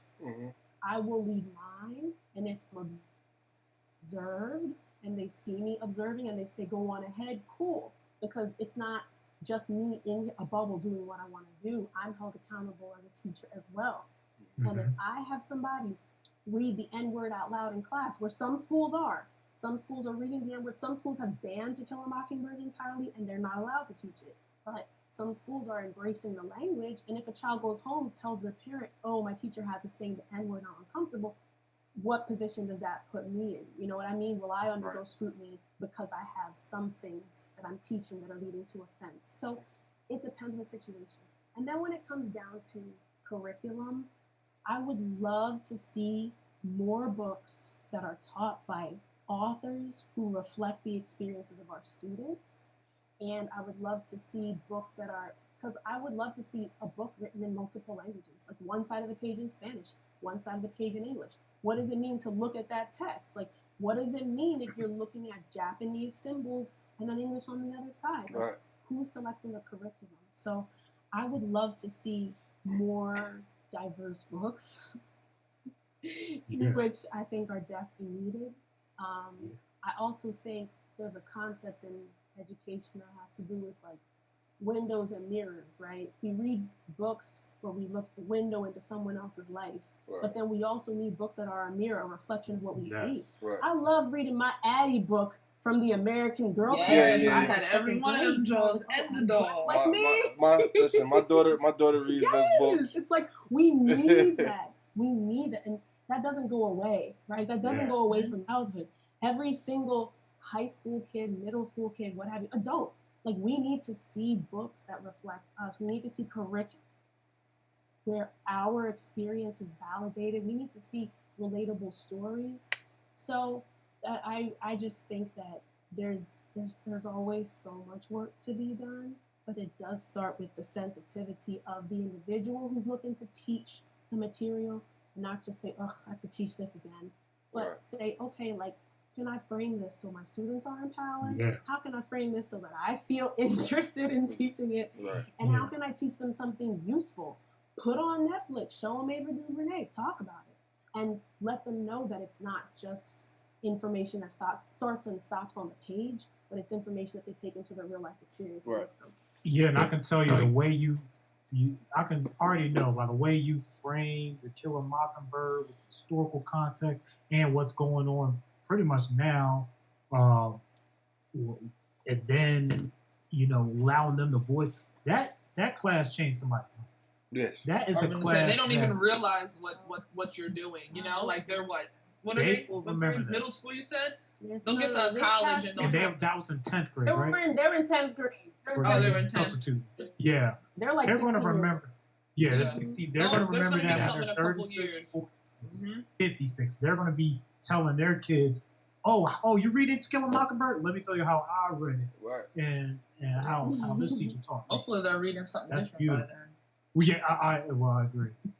I mean, it's The kind of next set hard. of grades. You know, But the context and the pictures painted of America and where it was and how it still looks that way, I think that makes it an appropriate setting to read that and take it in the way. especially when you're dealing with a school, well, not even necessarily just school, but a society that only deals with Black history 1 month out of the year. Black History, period. You- Not Black History Month, Black History. Right, Like, Black History. Yeah. Just like, we give, and it happens to be the shortest month out of the year. You know what I mean? So you get 28 days to talk about how this country was built. You know, so how do you Okay, how it was built. how it was built? You know, so how do you? And I think a lot of times what the issue with the youth is we don't see ourselves in these books. You know, we don't see, like you said, the mirror. The mirror part of education is not there.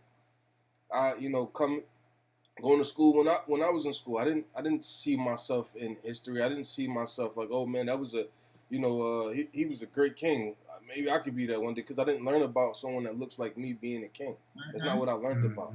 I didn't see that. So how can you manifest something that you don't see, you don't hear, you don't know exists? You know what I mean? The biggest thing for me to make it out, and Leland can attest to this, the biggest thing for me to make it out of where I came from was football. I had to make it in football. That was it. Some of my other friends, it had to be basketball. A lot of times. True. You know what I mean? And that was it. Like, that's the only thing that I seen was successful to make it out. If other than that was being a rapper. But that's because the mirror in education does not exist the way it should. So hopefully teachers like you and mindsets like yours can gradually become more and more of a stronger force in today's society and moving forward with our kids and our youth and our future, because they have to see something more than being an entertainer. They have to see something more than just, if it's not an entertainer, what do 9 times out of 10 kids are going to pick something that's an entertainer. You striving You to need be to see more doctors and lawyers and tradesmen and people who make the world go, bakers and artists and whatever. Like there's so many people things. who work in tech. We need more black people in tech. Silicon Valley. Like there's so many opportunities. There was a huge article. There was a huge article that came out that there is not enough. There's not enough. What's the word I'm looking for? Diversification in Silicon Valley. There's not enough of it. Oh yeah. It was a huge thing, and I don't know. Most people don't know what Nipsey Hussle was doing before his untimely demise. In the marathon store. Shout out to a real one, 10 toes down. You know what I mean? The marathon continues. All the Crenshaw, for that matter, all the Crenshaw. Yeah, you know what I'm saying? So that store that he was creating, the marathon store, was so big as far as what you're saying in the tech field, in the digital field. It was so huge what he was doing. That was going to change the world. It was going to change the world. Hopefully, it has enough momentum to continue forward and one day be picked up and carried on.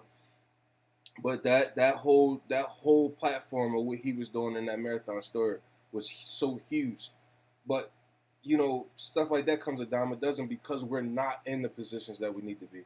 Yeah, and those, I don't know if you guys ever looked into it. So my daughter is like into that. Like I told you, I have one daughter, so I can do things that a lot of people can't because I only have one of them. Mm-hmm. And we talked about it. We talk about college. We talk about just life and jobs, and we talked about that. And she said, "Oh, can you see if there's a camp?" Another thing is the funding camp. Do you know how much a STEM camp is? And it's either it's being held at Villanova. It's ridiculous. It's being held at Villanova. You can either sleep over or you can stay. It's a week long, and it's like $1,500, and that's just like one of the more basic packages. There's different things that you can do, and they cost different money.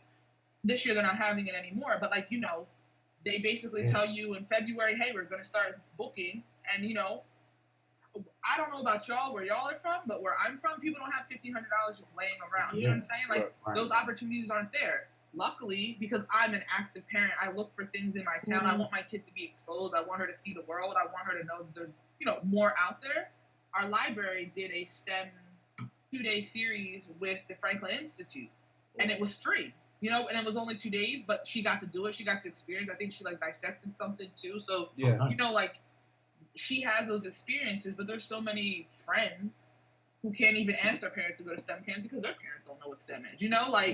It's just, we need more people in these fields, but there's not enough of us to even let other people know, hey, this is a field for us. We can excel in anything we do because we excel in everything we do. Why can't we take over STEM? Why can't we take over that whole sector? Like you said, they don't see that. There's no mirror of them. You go on and you see the tech giants and, they're all white men. That's perfect, because that's a perfect transition to an article Leland sent me about Google. Yeah. Google is willing to scholarship over 100,000 careers in the certifications. They're going to give scholarships, 100,000 career scholarship certification to become Google IT. So that's not science, don't need project management, and UX. Yeah. Yes. So just a few months, and it's like, even if you don't get a scholarship, it's like I see like $49 a month. Yeah. And you can get a tech job, most likely working from home, I'm sure. Yeah, you'd be working from home. I actually took the analytics course for Google. I actually took the analytics course for Google. Yeah. Oh, cool. And it was very, very enlightening because you understand how to do how to handle the analytics behind the office and the AdWords and the SEO content, how it reads and everything like that, the insights behind the websites. So, me and my kids, I tell them, listen, it's just like you're going to learn English and hopefully you'll learn another language like Spanish or something like that. You're going to learn code. I have a little brother that's 14 years old. I tell my mom all the time, listen, make sure he learns how to code. That has to be because in the next 10, 15 years, if you don't know how to code, you're going to be in trouble. Just like when we came up, if you didn't have a second language or a computer, or if you didn't have a second language, the chances of you getting a really good job was down. If you don't know how to code in the next 10, 15 years, the computer language, you're going to be in trouble. So, yeah. So we got some business owners here, right? So Ashley, tell me about what you do besides, the 9 to 5. So I actually opened my own business in January. It's a hair accessories line. It's called Hella Classic. I have one of the shirts on right now. Okay. But we do hair and body accessories. I don't have any accessories on. I'm sorry. Hair and body accessories. And also Hella Classic merch. We just dropped a tie-dye line where I hand-dyed every single item, every t-shirt, every headband I have, every tote bag. That was an experience. This has been an experience. I also recently joined a nonprofit based here out of Norristown. We're still finishing up all the paperwork. It's called Misfit Heroes, Inc. And basically, I'm head of volunteer services, so I will be looking for volunteers. If anybody's interested, please feel free to hit me up. And we're fundraising, but the basis behind it is everybody needs help sometime. And we can all help each other.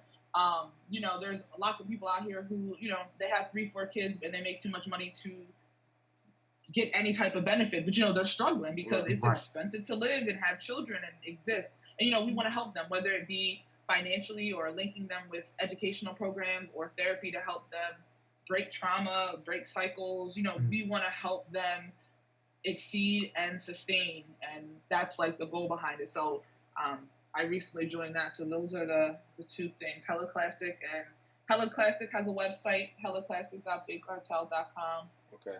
Also on my Instagram, which is Hella Classic. And Misfit Heroes, our website should be done this week. So you'll be seeing me post a lot more about that. Awesome. It's based here in Norristown, which is where I'm from.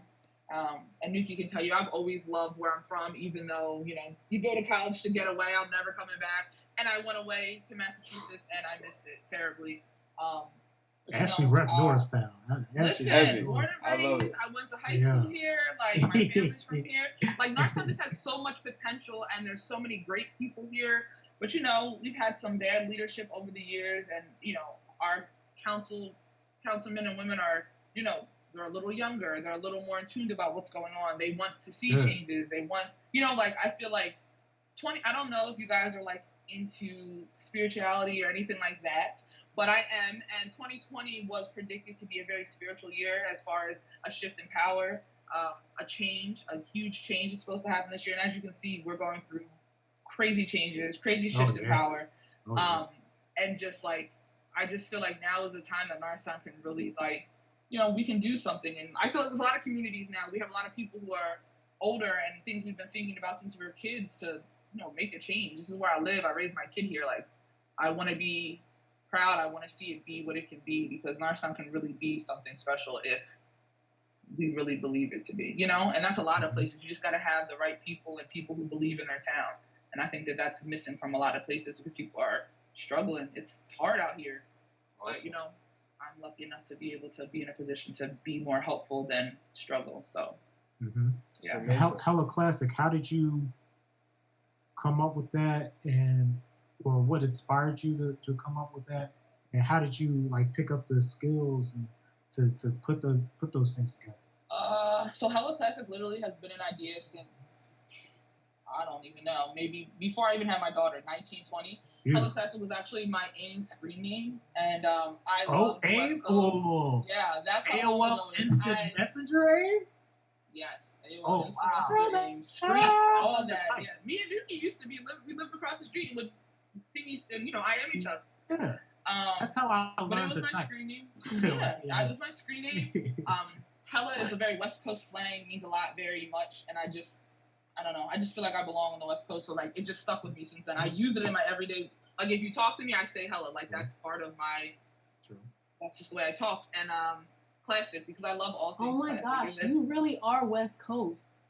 I'm so sorry. I lived in Cali for a while, and now that too. But it just hit me. Like you are so. Oh my God, you're so West Coast. I didn't see it till now. Continue. I'm But sorry. no, yeah. So Hella Classic just to me it just felt like the right thing, and I just I worked in corporate America. I worked for the Gap when I was younger. I worked as a stock supervisor, so inventory and putting stuff out and setting the floor and all that. Like I loved all that. I loved small little details. I love beautiful things. I also love not spending a lot of money. I like to have nice things at an affordable price because, like I said, I'm on a budget. I was a young mom. Like, you couldn't just buy things because you wanted to buy them. And that kind of is what fueled me. Like, I wanted to have nice, cute things that people can afford and not break the bank, and still feel like they look beautiful and, like, they feel like $1 million even though they only spent $20, things like that. Mhm. So, I've always had this idea. I've just been scared. That's really it. And finally, I was just like, listen, you got a new job. You're already doing your change. Your kid's older. You really don't have any excuse to not pursue your dream. And then, like, just the climate of corporate America. I'm over it. I was over it before all this happened. And I'm just like, I want to be successful on my own right. I want to work for myself. I want to employ people that look like me. I want to have, I want to be able to give people jobs and give back to my community in the way that I want. So that's really, I was just like, you know what? Get a shirt made. See what happens. Got a shirt made. Put it on Instagram. Just like, oh, I got new shirts. And, like, sold 15 in like a week. So I was like, okay, well, people like me, like, enough to buy one of my t-shirts. And I took that money and just put it right back in, and that's kind of what I've been doing since. That's huge. We've been going since January, and I just hope to keep growing. Each month I'm trying to do something else. I had a shipment stolen at some point, so I kind of was like discouraged. Oh, wow. Yeah, and it was like my biggest shipment to date, and it was like stolen right off my porch. Like I don't even know what happened. And Oh, man. that set me back, and just Coming Norristown got to do better. listen. I was on the phone with the post office. I have someone's number up there now. I'm not playing with them no more. You got one package. That's it. And I told myself, you know what? For them to have stolen that, they must have really needed it. Right. Like they really needed it. So I just ordered stuff again, and I ended up ordering things that I thought were even better, and it was a success. Sold out real quick. So if you go to my site now, it's a little empty. I have a new stuff coming in, new products. I just dropped the tie-dye stuff. So it's been literally at least 15 years in my head. Probably the last 5 or 6 years, I actually said it out loud for the first couple times. And to this day, when I get an order, like, I just can't believe people spend their money with me. Like, I'm just so thankful. Like, it just doesn't seem real. But yeah, 15 years in the making, and I finally just... I'm like, what do you have to lose? Sis? That's all it takes. Like, just believe in yourself. But I also think that that a lot of that came from, like, age and stability, and being in corporate America and seeing how they run businesses, and being in management in corporate America, and working and purchasing and logistics, and seeing the shipping and the production, and I think, like, this was the perfect time in my life to actually finally start it. Like, had I started earlier, my kid would have been younger. It would have been, it's a lot, Like, it's like I work 3 jobs now, but, like, it doesn't feel like work because I love it. It's exciting, and I like pretty things. So when I'm shopping for my shop, it's like, oh, you're shopping again, like, who doesn't love the shop? I don't know. I love the shop. So it's fun, it's scary, it's exciting, it's new. And, it's you guys risky. are business owners. It's risky, but, it's worth it. We were talking about that risk, bro. We were talking about that risk. You know what I mean? But That's that for you. Yeah, man. It's not some white man in the Right. It's for you. And that's what I told myself. You got to bet on yourself. Right. You got to bet on yourself. You go to work and work hard for them. You should work twice as hard for yourself. I mean, that's spot on. I'm at that point in my life that I feel that, I see that. Going to work is like, God, I could be going to work for myself. And the days that I take off and I use them for, like, my business, I get so much done. Like, I feel so energized and, like, ready to go because it's for me. I see the return. I see my customers happy with what I got. It encourages me to do more. And with this business, I'm able to donate to more. Like, I love to just donate money I can, because money makes everything go. Like, if you believe in the cause, give it money, because that's what's going to get it off of the ground. And it doesn't have to be a lot, but, that's also what Hella Class has been able to do. I used the month of June, 25% of all my profits for the month I donated to a local nonprofit called Peace Ward here in Norristown. And they're spearheading a lot of the protests and, providing waters and signs and, just permits when needed and things like that. So I donated to that, and, like, I had hella classes, so I was able to do that, you know. And I'm all about just making Norristown better. So if I can have my business based in Norristown, I know where I want the brick and mortar when it's time. Like, you know, like I want to be here. Like, this is where I'm from, and I want to do what I can to make it, you know, better than it is. You know, I think Norristown's the best, even if we got our problems. Yeah. No, but that's huge, man. I do like a video blog every day, just sometimes just for myself. And today I did a recording today, and I literally was just saying, the only person in your way is you. You know what I mean? It's time to just get up. Just do it. Every dream, every thought that you have has come to you for a purpose. And the only person that's stopping the manifestation of that dream is you. You just got to get up and go on your own 2 feet and believe and trust yourself enough and believe and trust yourself enough that you gave yourself the right thought, that you allowed the universe to give it to you, and just follow yourself. A lot of times we're quick to follow somebody else faster than we are to follow our own thoughts. You know what I mean? So I was just saying that, and you were touching home, and I almost wanted to play it on my phone because you just were saying everything that I was speaking earlier. You just got to get up and just go do it. It's not going to be easy. Whoever said it was going to be easy? Sometimes you got to punch through some walls. Sometimes you just got to get up and push through and press forward. You know what I mean? And it will come to fruition, everything that you want.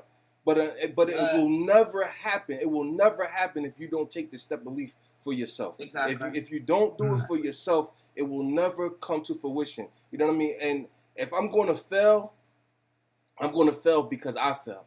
I'm not going to fail because somebody else allowed me to fail, or somebody else forced me to fail. You know what I mean? Listen, everything that we do, right?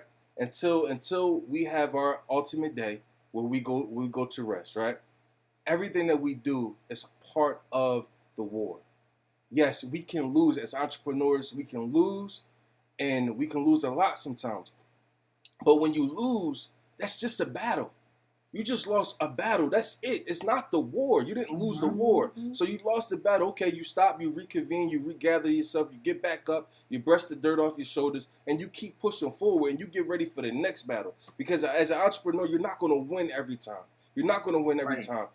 And unfortunately, sometimes you lose more than you win. But when you win, it's also gratifying. It means so much more because you worked at it. This is your baby. It's like having a kid. It's yours. It's from the muscle. It's you know what I mean? So that's huge.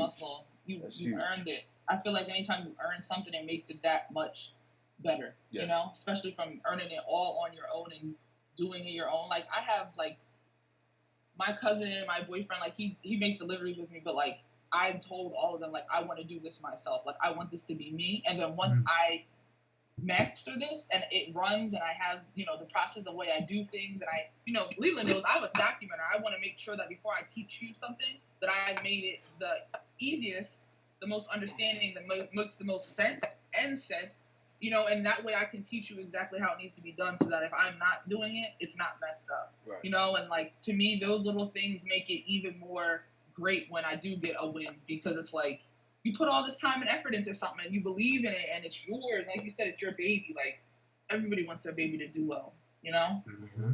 That's huge. That's how I know when I'm building websites and I see the end product of it, or I'm at the end of some graphic designs that I've done, I sit back and I'm like, wow, like that really came out cool. Like, okay, all right, I want to do the next one. Yeah, like the trailer to the show. Yeah, it looks great. Thank you. That is nice. Thank you so much. Thank you. I was like, ooh, this. And I was up there. Yeah. Doors were opening, things were moving around. Yeah. I was like, is that me? This is futuristic. Leland's hair. And I tell you, that's really nice. When we was wrapping that up, man, I didn't realize that I had actually spent like almost over 10 hours just at the desk. Oh, yeah. 10 hours straight. I think I got up twice. I got up twice to go to the bathroom. That was it. Yeah, he FaceTimed me like, hey, I'm done. You all right? He's like, you all right? You done what?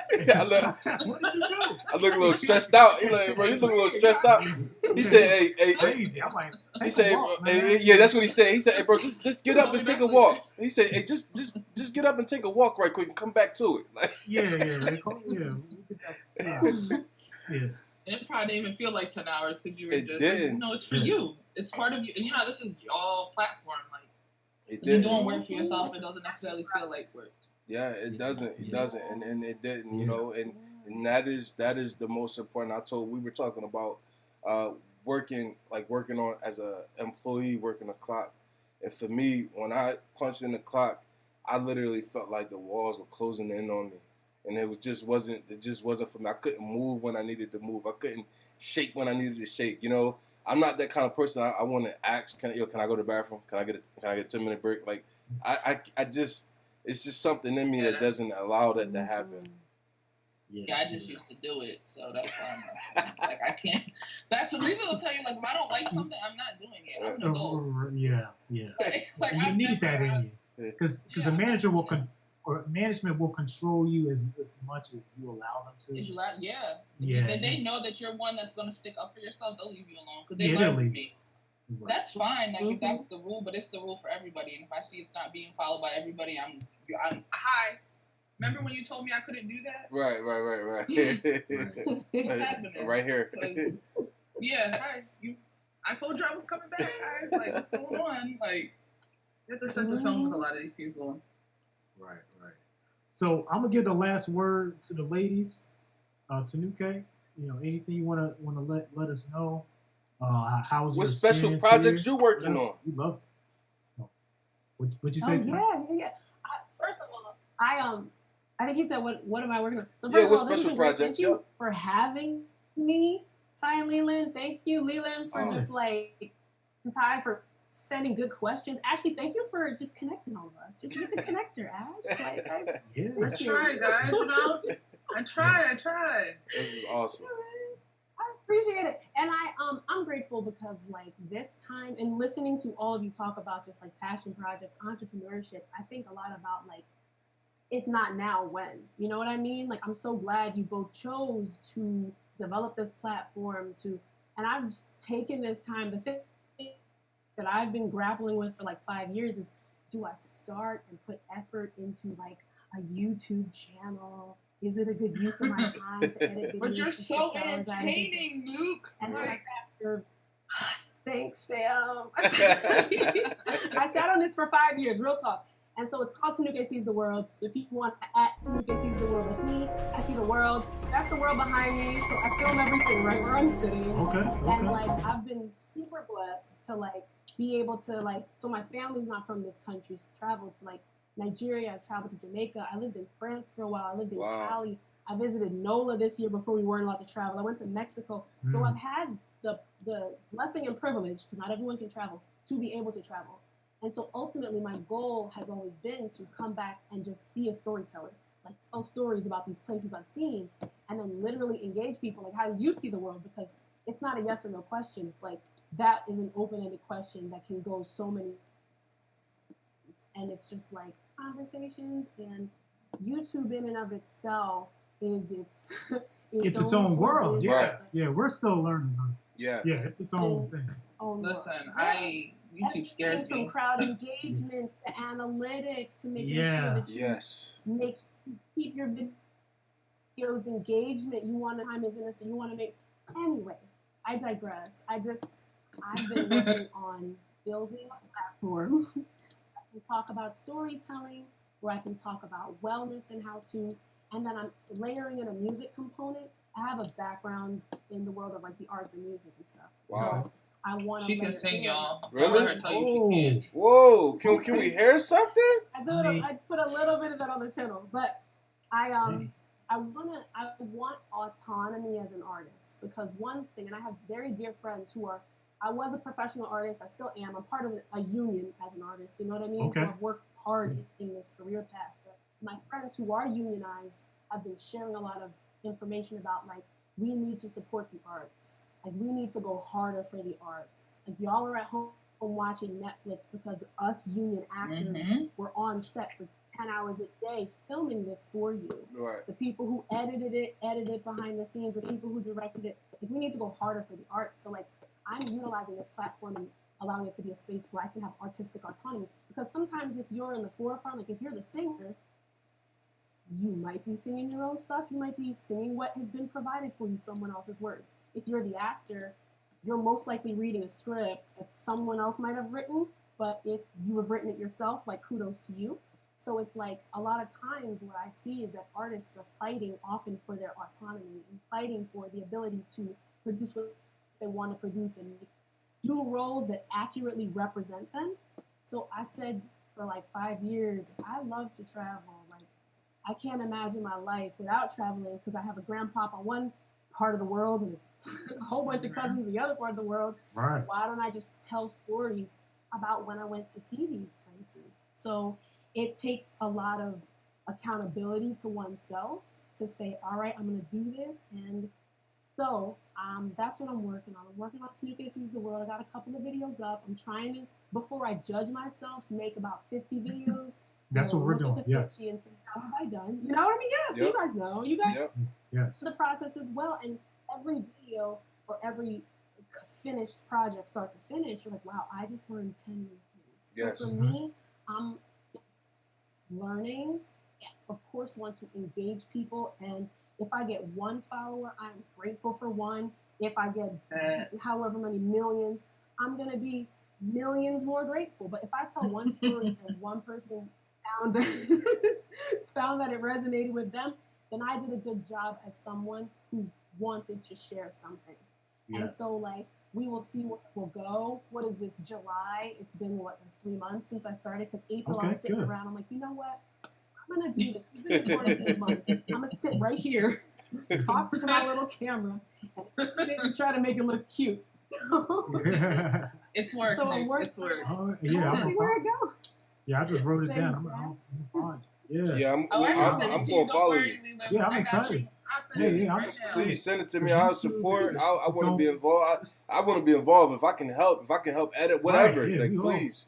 Like I love it. Thank I you. want to support. We need to do And I that. appreciate, I do appreciate it because the collaboration factor is like the biggest thing. And Yeah. also like, it's not necessarily about perfect. It's about like engagement. And like some people will never produce anything, never start a podcast, never start a business because they're like, I want it to be perfect. So like that fear of perfection keeps them from ever doing this. So Right. it's like, Right. I'm really glad that, you know, we're in this space doing things that are challenging and it might not be perfect, but you know what? It's authentic and here you go. So I appreciate the collaboration factor. It's like, Yeah, I it's a love it. cool part of it. Yeah, Awesome. we're gonna do some more stuff together. Yeah, I'll tell the world. And I'm thinking of, I look at Elbow Grease Live as YouTube is just a platform that's around right now. But you know, what me and Ty are building is a vision, a company, a movement. Yes. And I'm thinking beyond YouTube. You know, that's just what, you know, the platform we're choosing to use was now. If YouTube's gone, Elbow Grease will still be alive.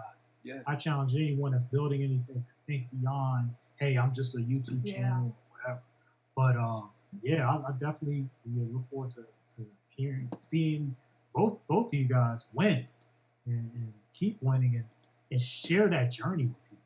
I want to show people. I'm not afraid to show people the behind the scenes of me and Ty working because it's fun, and I don't care if 1 million people like it or just me and my family can just kind of look at it. And Yeah. this is you. That's the truth, because it is a work in progress. We don't like, okay, for instance, this show here, this is our first time operating with this new software. You know what I mean? So the new software running the back office, and you'll see different little things come in and out on the live, and you'll see like the logo go across the screen or whatever the case may be.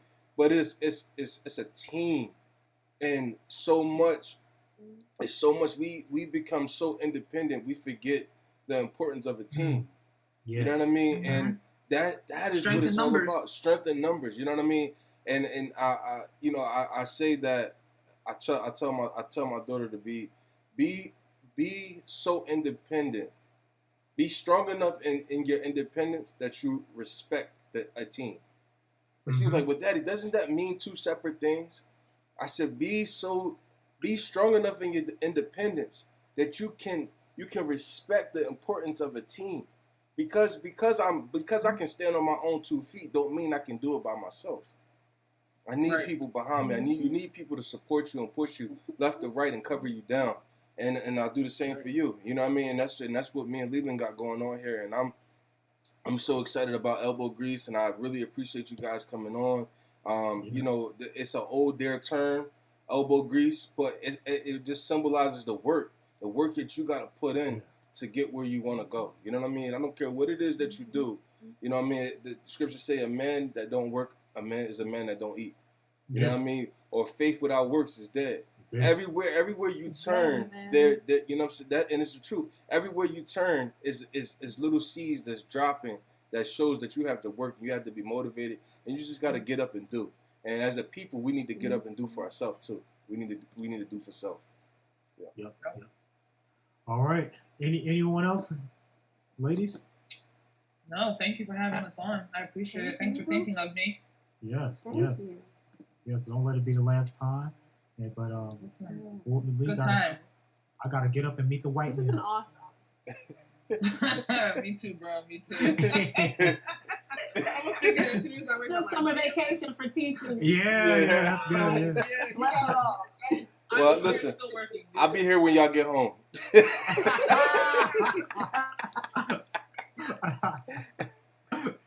All right, y'all. All right, thank you. All Have right. a good one. Thanks again. Absolutely. Bye. Thank you guys. And send us the information so I can spread it. Thank you. I want to know your channel. Will do. Absolutely. Will do. Thank you. I'll send it out. Please. All right, cool. Thanks, All y'all. So, folks, that is another episode of Elbow Grease. Putting the in it, you know what I mean?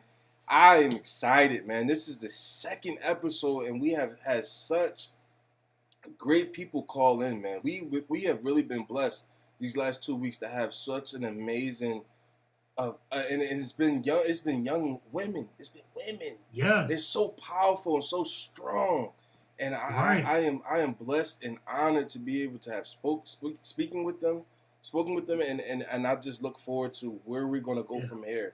If this is the second episode, I can only imagine. Only imagine what episode 10 is gonna be, 50 or 100 is gonna be. It's gonna be phenomenal. It's incredible. I can tell you, at the end of these episodes, I feel almost drained, but in a good way. Like, I also always feel physically tired when I'm taking on a lot of information. Right. And I'm also letting out. So it's therapy for me. And in fact, highlighting black women is beautiful, man. And someone asked me, okay, is this a black show or is this a black women? Well, obviously we're both black, so we're going to attract a certain demographic. Right. Like, is Nicki Minaj music only for gay dudes? No. Right. But if you go to a Nicki Minaj concert, you're going to see a lot of gay dudes in it. Right. But yeah, Elbow Grease. Yeah. We're choosing to highlight black women. But anyone else, call in. The Zoom information's there. It's going to stay the same with every episode. But for now, we're out. We're out. Thanks again. Make sure that you click that button down below and subscribe. Don't be the last one. Make sure you tune in for next episode and stay tuned on the Facebook page. If you haven't joined the Facebook page yet, please head over to the Facebook page and join. We're going to be doing a really, really nice giveaway. So we just want to get some more names in the pot. So please just head over and we'll give you all the information that is required to gain access to the giveaway. So again, thank you guys and we appreciate it.